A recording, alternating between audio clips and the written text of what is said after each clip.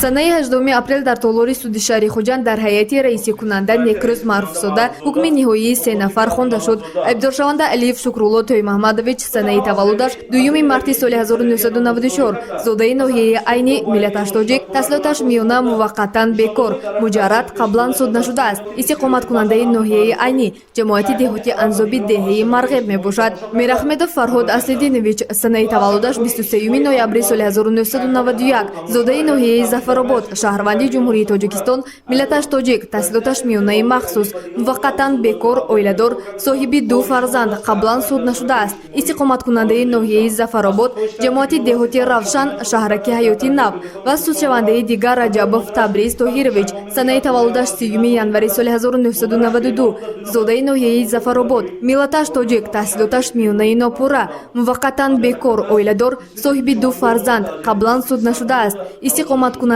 ноҳияи Зафаробод, ҷамоати деҳоти Равшан, шаҳраки Ҳаёти Нав аст. Судшавандагон бо даст доштан ба гурӯҳҳои экстремистию террористӣ айбдор мешаванд. Алиев ва Мирахмедов дар давоми солҳои 2014 ва 2018 ҳангоми дар муҳоҷирати миллатӣ дар шаҳри Екатеринбурги Федератсияи Русия қарор доштанашон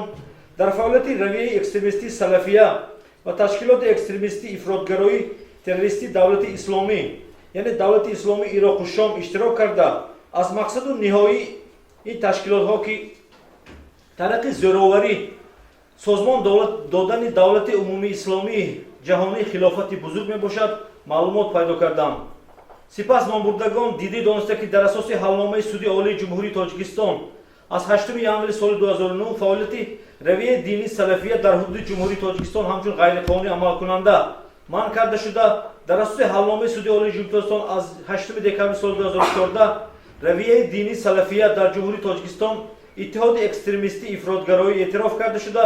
фаъолияташ дар ҳудуди ҷумҳурии Тоҷикистон манъ карда шуда,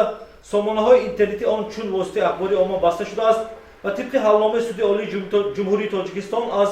14 апрели соли 2015 давлати исломӣ ташкилоти экстремистии ифротгароии террористӣ эътироф гардида, фаъолияташ манъ карда шудааст. Фаъолияти ҷинояткории худро ҳамчун аъзои ташкилотҳои экстремистӣ идома дода, ҷиҳати ноил шудан ба мақсаду мароми онҳо дар фаъолияти ин ташкилотҳо иштирок карда, шаҳрвандони дигар аз ҷумла Раҷабовро моҳи сентябри соли 2017 ба аъзогӣ даъват намудам.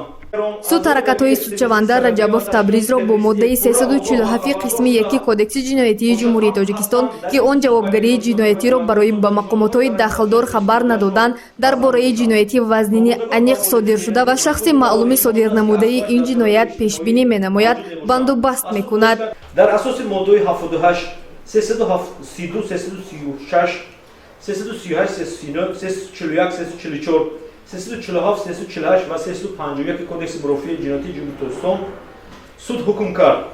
Алиев Шукрулло Тӯймаҳмадович ва Мирахмедов Фарҳод Аслуддинович дар содир кардани ҷиноят бо моддаи 307 иловаи 3 қисми 2 кодекси ҷиноятии Ҷумҳурии Тоҷикистон ва Раҷабов Табриз Тоҳирович бо моддаи 347 қисми 1 кодекси ҷиноятии Ҷумҳурии Тоҷикистон гунаҳкор дониста шаванд. Ба Алиев Шукрулло Тӯймаҳмадович дар асоси моддаи 307 иловаи 3 қисми 2 кодекси ҷиноятии Ҷумҳурии Тоҷикистон ҷазо дар намуди маълум сохтан аз озодӣ ба муҳлати 5 сол бо адо намудани ҷазо дар калони ислоҳӣ доро низомаш пурзӯр таъин карда шавад. Ба Мирахмедов Фарҳод Аслуддинович дар асоси моддаи 307 иловаи 3 қисми 2 кодекси ҷиноятии Ҷумҳурии Тоҷикистон ҷазои маълум сохтан аз озодӣ ба муҳлати 5 сол бо адо намудани ҷазо дар калони ислоҳӣ доро низомаш пурзӯр таъин карда шавад. ва Раҷабов Табриз Тоҳирович дар асоси моддаи 347 қисми 1 кодекси ҷиноятии Ҷумҳурии Тоҷикистон ҷазои маълум сохтан аз озодӣ ба муҳлати 1 сол бо адо намудани ҷазо дар калони ислоҳӣ доро низомаш умумӣ таъин карда шавад. муҳлати адои ҷазо нисбати Алиев Шукрулло Тӯймаҳмадович аз санаи 10 январ, нисбати Мирахмедов Фарҳод Аслидинович аз санаи 12 январ ва нисбати Раҷабов Табриз Тоҳирович аз санаи 17 январи соли 2019 оғоз мешавад. гузориши Сайёра Махсумова ва Насим Раҳимов барои барномаи иттилоотии Хабар.